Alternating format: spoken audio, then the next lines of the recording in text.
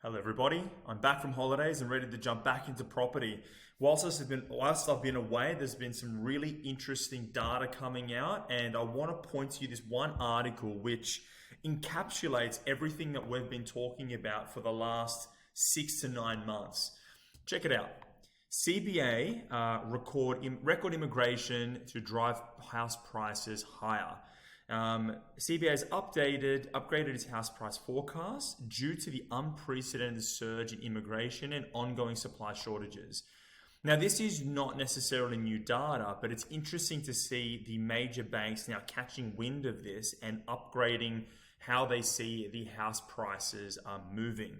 In May, they forecast the national house prices by 3% in 2023 and a further 5% in 2024.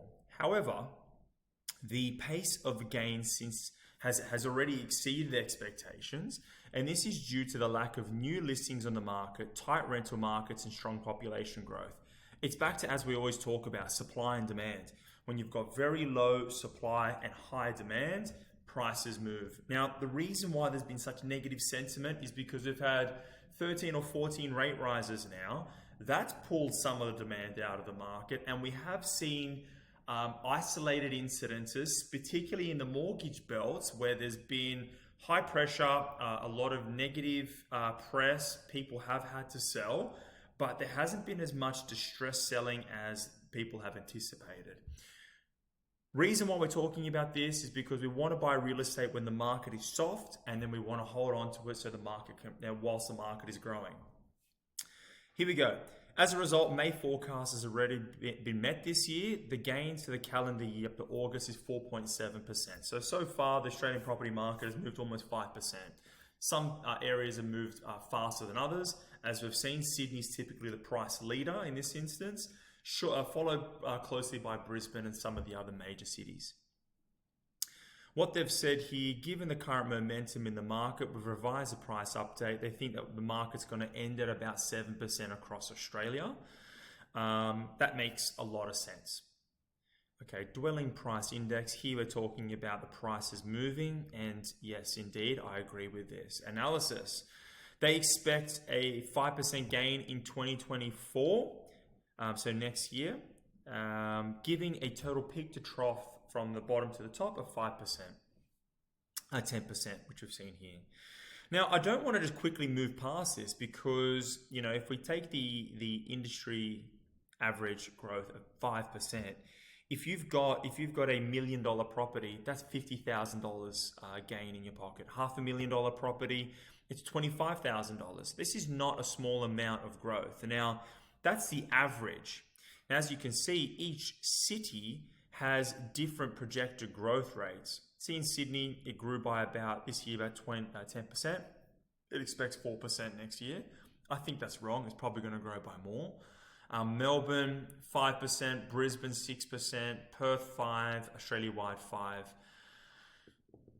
I think this is actually pretty modest, and the fact that it's made up as an average of, between 4 to 6% for the high performing cities, there are going to be market leaders, and then there's going to be the people that are the sub-markets, the suburbs that will perform not as well. Now I'm going to dive into why that's important in a second. Much of the drivers of house prices have come from levels of supply, and new listings, total advertised stock has been well below the decade average. Now, we will see an uptick in listings as the spring selling season comes about, but we don't anticipate that to be huge. Now, this is a really interesting graph, dwelling stock and population. That red line there, that is population growth. That blue line is dwelling stock. And as you can see here, we had that fall in population as a result of COVID. A lot of people left. And look at this. We are going to see a huge amount of people coming into the country just in time for the amount of stock coming off. Now, the reason why the amount of stock coming onto the market is quite low is for a few things. One, councils have been generally quite slow allowing for approvals to come through to the market, particularly in Sydney. Melbourne and Brisbane, it's a little easier to go and get a development application and something built. The second thing has been build costs and issues with builders. A lot of builders have gone bankrupt. There's still quite a little bit of fear in the market as a result of a huge spike in building prices.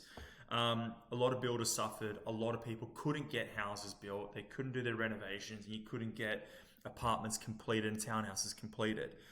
So this is one of those reasons why there's a huge turnoff in the amount of stock coming onto the market. Now, just looking at this, that's demand, that's supply. When you've got low levels of supply and high demand, that's when we see that price growth. In two main places as well. It's price growth in the property value, but then price growth in the rental values as well. Okay, this is happening all whilst this is a consumer sentiment survey. Whilst consumer sentiment is at an all-time low, at the same levels, in fact a little lower than the way we were feeling in 2008. So post GFC, there was a lot of negative sentiment in the market. People were scared to get into the market, rightfully so. And that's that same level of fear now. Post GFC, the market ran. There was a number of reasons why the market ran. It was due to those in some areas, lots of investments in infrastructure. There was a population run. There was equity capital freed up, so interest rates came down, so it was easier to go buy property. Now, this, in my mind, is one of those interesting things where quite literally it's a negative sentiment out there. People don't really want to be buying property. We've got low levels of supply for the foreseeable future and a huge amount of people coming into the country. So quite literally over the next 24 to 36 months, we will see a uptick in the prices of property. So now is a good time to getting out there, negotiating for either your own home or an investment, but putting real estate into your portfolio is the big message of today. So yeah, it's a quick article, but it's a goodie. There's lots of great data in here.